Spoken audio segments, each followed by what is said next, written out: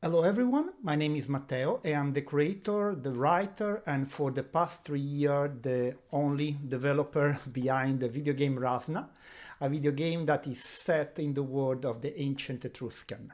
Until September last year, I was working completely on my own. Then Lorenzo joined me. He's a talented C++ programmer and he's handling all the kind of stuff I could never do alone, I could never do on my own.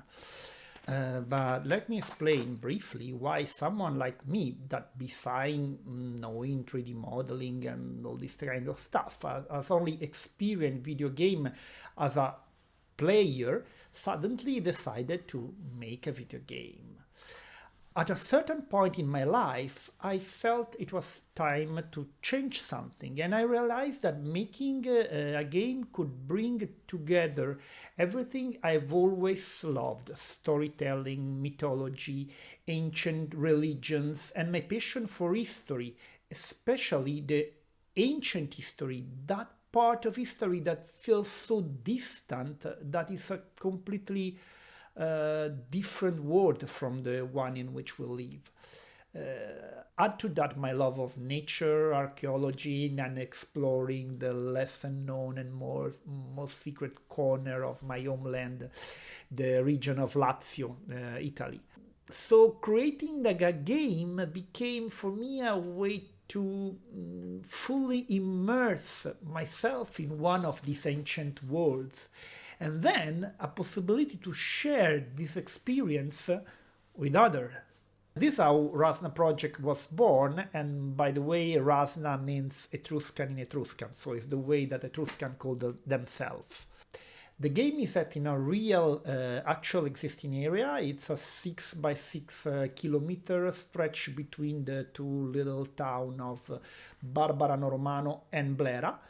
It's the heart of the Etruscan region, is 50 kilometers north from Rome, and I've tried to recreate this area as faithfully as I could, but how a traveler could see it 2500 years ago, and this was the challenge. Okay, I did take some liberties, of course, to make it more fun from a gameplay point of view, and to adapt better to my narrative. But if you visit the archaeological part of Marturanum nowadays, then go to the same place in game, you will find the exact same structure, the exact same tombs, the exact same ruins, but as they would have appeared to someone visiting that place 2500 years ago. Recreating all of that was honestly unbelievable, was a blast. Maybe a bit obsessive sometimes, but was incredibly rewarding. Rasna is a single player game. It's open world, as you may have guessed.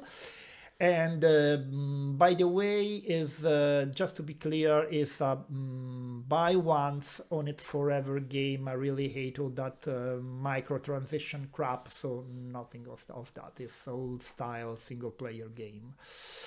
In the game, you played the daughter of the Lucumon. The Lucumon was the king of a city. The Etruscan have independent cities. Each one was his own kingdom. Then they have a league of Etruscan league, but each town was independent, and the king of a town, to make things very simple, was the Lucumon. In the game, you are the daughter of a Lucumon, and at the start of the game, you are on your way to a very luxury important banquet. But when you are arriving there, before you arrive there, you hear some shouting, metal clashing, some screaming. Then you get hit on the head and you wake up in a prison cell. You don't know where you are, you don't know who took you, why, and you don't even know how they managed to do it from your city that has strong walls, okay? And then escaping the prison is the typical gameplay tutorial, but I promise will be very short. And from there, when you escape, you are on the run.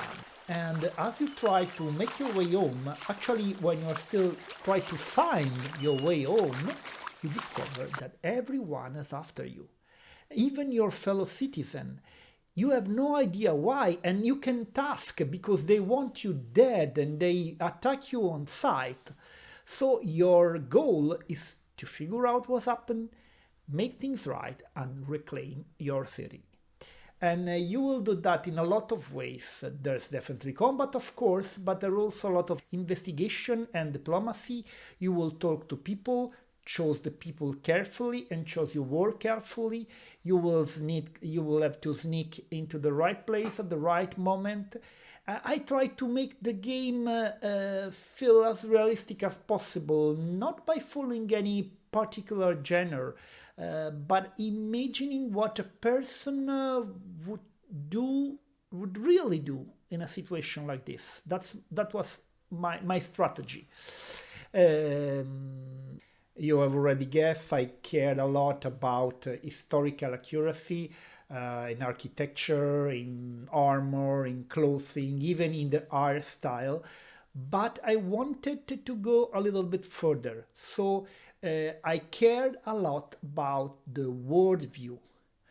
My real goal was to give an Etruscan experience. I wanted the player to see the world the way an ancient Etruscan may have seen it.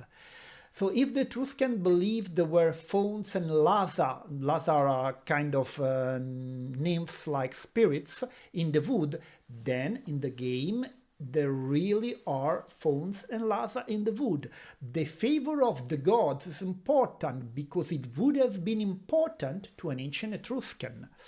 So what I'm trying to create with all the limit of a two-person in the game, of course, is a game that fully immerses you in the Etruscan world.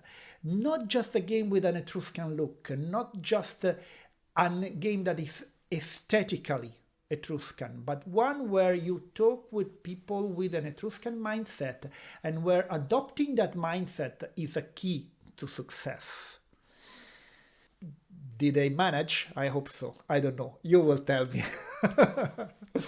This kind of historical depth, anyway, wouldn't have been possible without the help of other people.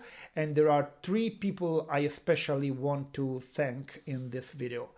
The first one is Mastro Cencio, Vincenzo Doboloni. He's an artist from Civita Castellana who creates faithful reproduction of Etruscan pottery.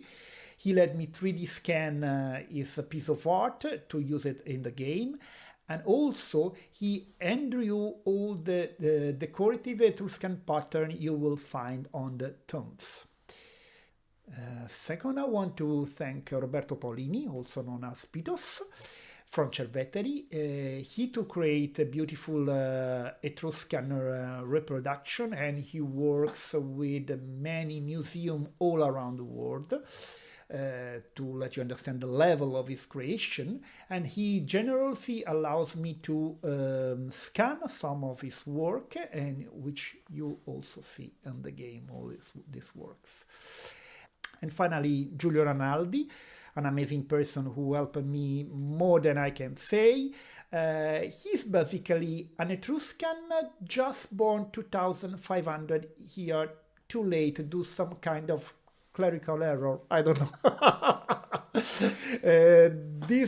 This to say that he has an incredible knowledge of Etruscan culture.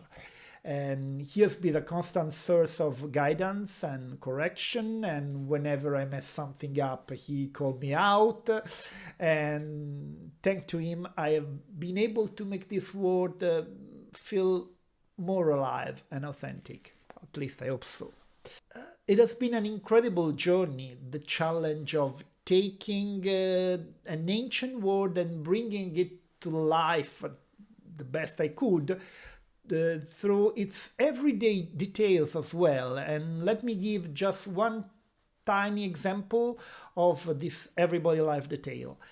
Based on artifacts and description at the National Museum of Viterbo, I was able to recreate this clever terracotta roof tile with an opening mechanism to be used in ancient kitchens.